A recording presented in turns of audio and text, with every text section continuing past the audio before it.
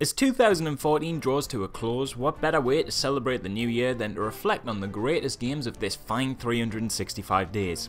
So without further ado, this is the Ginger Geek's pick for the top 5 games of the year. At number 5 we have Alien Isolation. After some abysmal efforts at converting the Alien franchise into a video game series, Alien fans finally got the game they've been after since Ridley Scott's original menace stalked the halls of the Nostromo. Here was a game that made the alien frightening again, and that's no easy feat. The journey as Ripley's daughter through the twisted backdrop of a space station gone to hell is an intense and exciting one. A slow atmosphere draws you in, and when the titular villain finally does show up, your nerves seem to stand on end. Here is an AI that's crafty, intelligent, one that can't be killed. It stalks you in a way reminiscent of the Clock Tower games, and in doing so becomes the first game I feel to really capture the essence of what made the original film so great. Pure dread and terror. Just awesome. At number 4 we have Shadow of Mordor. Take Batman Arkham Asylum and Assassin's Creed, get them to fall in love and make a beautiful baby that somehow comes out with a Lord of the Rings skin, causing the parents to argue over who the father is and inevitably divorce, and you get Shadow of Mordor.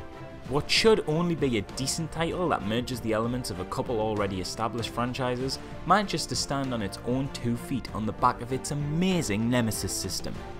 Every enemy feels fleshed out as a result of this wonderful addition, and slowly manipulating the political pathway of the Orc hierarchy has to be one of the most rewarding things you can do in all of gaming. An excellent initial title, and one that will no doubt act as a stepping stone to spiral into a successful series that I can't wait to see more of. Number 3. Mario Kart 8. Never underestimate pure, unadulterated fun. Mario Kart 8 is just that. Colourful, fast, and joyous. This is everything a multiplayer game should be.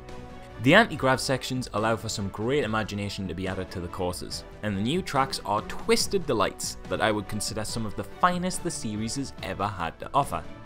Everything about this game, in true Mario Kart fashion, just works, but with the added level of polish and tightness that Nintendo have lathered on with this new entry, they might have just made the best Mario Kart title yet, and that's why this is the 3rd best game of 2014.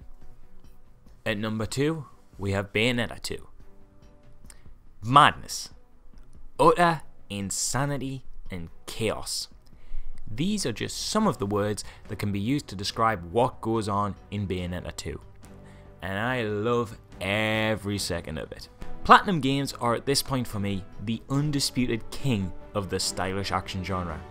While I'm by no means the hugest fan of these kind of titles anyway, Bayonetta 2 is just too good to ignore.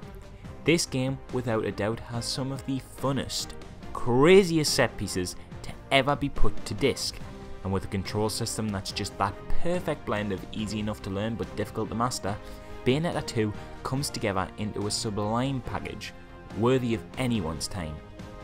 In fact, it's so good, it almost was my number 1 pick for this year, but it was just very slightly edged out of that top spot by this title.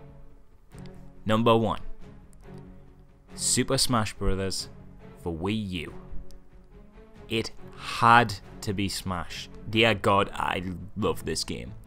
Featuring the greatest roster of iconic heroes and villains from gaming the series has ever had, some new solid physics that sit perfectly at a midpoint between the speeds and weight of Brawl and Melee, and that absolutely classic Smash gameplay that just can't be replicated, Super Smash Bros. For Wii U continues the franchise's tradition of being an excellent fighter with its own unique mechanics, and in my opinion, the greatest multiplayer game ever. The Smash Bros. Titles are the kind of games that I never ever stop playing, and this entry is proving to be no exception, as I have already put more hours into it than I did any other game this year. Yeah, it isn't doing anything revolutionary with the franchise, it's still Smash, but why fix what's already so good? It's not like it isn't without its polish, the title is beautiful, and the new characters are a blast to play as. with all of the major additions feeling uniquely special and individual in their mechanics.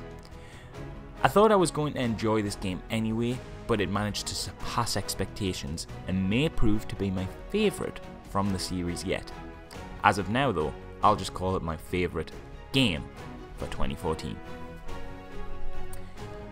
Well, that's it for me, the Ginger Geek. Hope you enjoyed this video, and if you did, don't forget to like and subscribe. Hope you had a nice Christmas, and we'll see you in the new year.